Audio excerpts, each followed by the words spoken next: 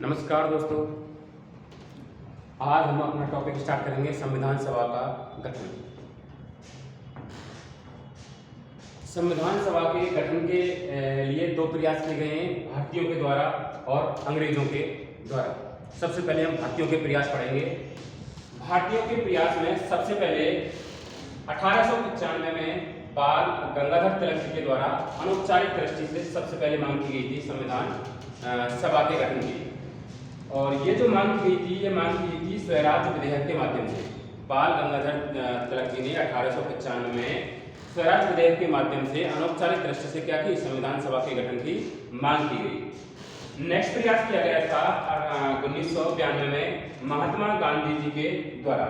महात्मा गांधी जी ने अपने समाचार पत्र यंग इंडिया में भारतीयों की इच्छा के अनुसार भारतीयों का संविधान हुआ, इसका प्रावधान किया गया।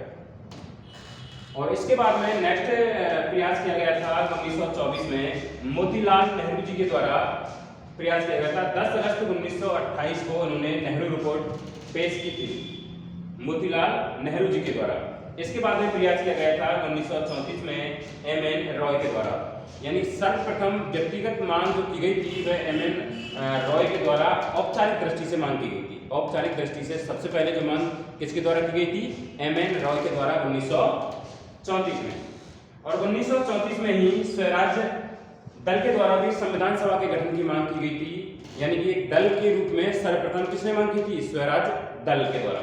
और ये स्वराज दल का जो स्थापना करता है वे कौन कौन है, मोतीलाल नेहरू और सीआर दास, चित्तरंजन दास जी के द्वारा स्वराज दल की स्थापना की गई थी 1 जनवरी 1923 को।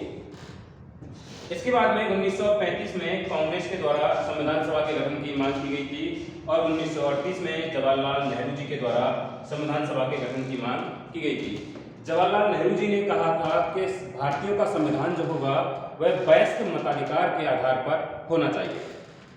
1939 में महात्मा गांधी जी के द्वारा संविधान सभा के गठन के लिए प्रयास किया गया था। ये होते हैं आपके भारतीयों के द्वारा प्रयास किए गए। 1895 में बाल गंगाधर तिलक जी के द्वारा अनौपचारिक दृष्टि से स्वराज विधेयक के माध्यम से। 1922 में महात्मा गांधी जी के द्वारा अपने समाचार पत्र यंग इंडिया में भारतीयों की इच्छा के अनुसार संविधान सभा का गठन किया जाएगा, इसका प्रावधान था। 1924 में मोतीलाल नेहरू जी ने प्रयास किया गया था। और नेहरू रिपोर्ट है, उन्होंने जो रिपोर्ट पेश की थी वह 10 अगस्त 1928 को पेश की गई थी। 1934 में एमएन रॉय के द्वारा औपचारिक दृष्टि से मांग की गई थी संविधान सभा के गठन के लिए। और स्वराज दल के द्वारा जो एक सदस्य के एक दल के रूप में मांग की गई थी, वह मांग की गई थी 1934 में। और स्वराज दल की जो स्थापना होती है वह 1 जनवरी 1923 को होती है, मोतीलाल नेहरू और सीआर दास के प्रयासों से। 1935 में कांग्रेस ने संविधान सभा के गठन की मांग की गई थी। और 1938 में जवाहरलाल नेहरू जी के द्वारा वयस्क मताधिकार के आधार पर मांग का प्रावधान किया गया था। और 1939 में महात्मा गांधी जी के द्वारा इसका प्रयास किया गया था। नेक्स्ट प्रयास पढ़ते हैं अंग्रेजों के प्रयास। अंग्रेजों ने सबसे पहले प्रयास किया था अगस्त प्रस्ताव के माध्यम से। ये अगस्त प्रस्ताव आता है 8 अगस्त 1940 को लॉर्ड लेनिन के द्वारा अगस्त प्रस्ताव लाया गया। और इस अगस्त प्रस्ताव का इंडियन नेशनल कांग्रेस और मुस्लिम लीग के द्वारा विरोध किया गया था। इस अगस्त प्रस्ताव में कहा गया था द्वितीय विश्व युद्ध में जो भारतीय हमारा साथ देंगे उन्हीं को हम संविधान सभा में शामिल किया जाएगा। और संविधान सभा का गठन हम द्वितीय विश्व युद्ध की समाप्ति के बाद करेंगे। 17 अक्टूबर 1940 को पवनार आश्रम महाराष्ट्र से व्यक्तिगत सत्याग्रह आरंभ किया था। और सर्वप्रथम जो व्यक्तिगत सत्याग्रह पर बैठे थे वो व्यक्ति थे विनोबा भावे, और दूसरे व्यक्ति थे जवाहरलाल नेहरू जी, और तीसरे व्यक्ति थे ब्रह्मदत्त जी। इसके बाद में कृत प्रस्ताव लाया जाता है 22 मार्च 1942 को। इसके अंदर भी अंग्रेजों के द्वारा एक प्रावधान किया गया था कि जो व्यक्ति द्वितीय विश्व युद्ध में हमारी सहायता करेंगे उन्हीं व्यक्तियों को हम संविधान सभा में हिस्सा लेने के लिए निमंत्रण देंगे या इनवाइट करेंगे। इसके बाद में कृत प्रस्ताव के बारे में कांग्रेस, गांधी और नेहरू जी के द्वारा कुछ टिप्पणियां की गई थी। कांग्रेस ने कहा था कि पाकिस्तान के निर्माण के बीज निहित हैं कृत प्रस्ताव में। इसके बाद में गांधी जी ने इस कृत प्रस्ताव के बारे में कहा है पोस्ट डेटेड चेक, यानी कि पोस्ट डेटेड आगे आने वाली डेट के बारे में कहा है कि कब द्वितीय विश्व युद्ध जीतेंगे और कब हमारे संविधान सभा का गठन होगा। इसके बाद में नेहरू जी ने कहा है दिवालिया बैंक का चेक है, हो सकता है द्वितीय विश्व युद्ध में ब्रिटेन हार जाए, तो संविधान सभा का निर्माण कैसे करेंगे ये हमारी का, तो इसकी वजह से इन्होंने कहा दिवालिया बैंक का चेक, कहा किसको, क्रिप्स प्रस्ताव को।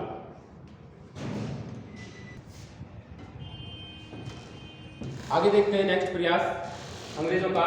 बेबेल योजना जून 1945 में आती है। जून 1945 बेबेल योजना में 22 बेबेल अधिकारी के द्वारा लाई गई थी योजना। उसमें भी वही प्रावधान किया गया था इनके द्वारा कि द्वितीय विश्व युद्ध के बाद में ही हम भारतीयों की संविधान सभा का प्रावधान करेंगे और संविधान सभा में उन्हीं लोगों को शामिल किया जाएगा जो हमारी द्वितीय विश्व युद्ध में मदद करेंगे। इसका भी मुस्लिम लीग और कांग्रेस ने क्या किया, विरोध किया।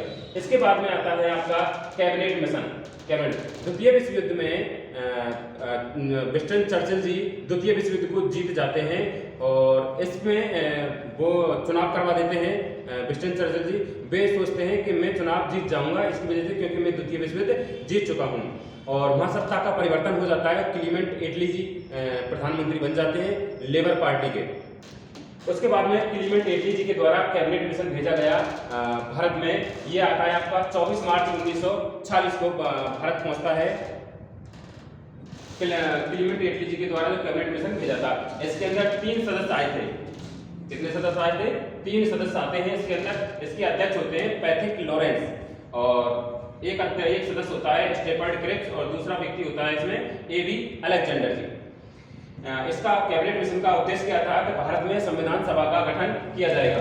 इस संविधान सभा में जो प्रारूप तैयार किया गया था वह था 389 सदस्यों का। 389 सदस्यों की संविधान सभा होगी। उसमें 292 सदस्य ब्रिटिश प्रांतों से होंगे और 93 सदस्य देशी रियासतों से होंगे और 4 सदस्य चीफ कमिश्नरी क्षेत्रों से होंगे। 292 जो सदस्य हैं ब्रिटिश प्रांतों से वो निर्वाचित होकर आएंगे और जो 93 सदस्य हैं देशी रियासतों से वो मनोनीत होकर आएंगे वहां से। और 4 जो क्षेत्र है चीफ कमिश्नरी क्षेत्र दिल्ली, कुर्ब कर्नाटक, अजमेर मेरवाड़ा और बलूचिस्तान पाकिस्तान में है। पाकिस्तान में इनसे भी क्या होकर आएंगे, निर्वाचित होकर आएंगे। इस संविधान सभा में जो 93 सदस्यों का प्रावधान किया गया था, इसके अंदर 10 लाख की जनसंख्या पर 1 सीट का प्रावधान किया गया था। और संविधान सभा के लिए चुनाव कराए गए थे। जो चुनाव हुए थे जुलाई 1946 को संविधान सभा के चुनाव, और ये चुनाव हुए थे अप्रत्यक्ष रूप से। चुनाव 296 सीटों पर हुए थे।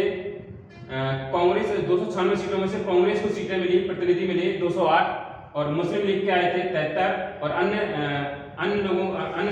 दलों के आए थे 15। संविधान सभा के चुनाव में 10 राजनीतिक दलों ने भाग लिया था। इसके अंदर एकमात्र ऐसा दल था जिसको प्रतिनिधित्व नहीं मिला था। यानी इसका मतलब ये हुआ 10 में से 9 दलों के लिए प्रतिनिधित्व इसमें शामिल हुए थे, जीते थे, और एक दल के नहीं जीते थे। वो दल था आपका हिंदू महासभा। हिंदू महासभा को एक भी प्रतिनिधित्व नहीं मिला था। हिंदू महासभा की स्थापना हुई थी 1915 में और ये की थी मदन मोहन मालवीय के द्वारा।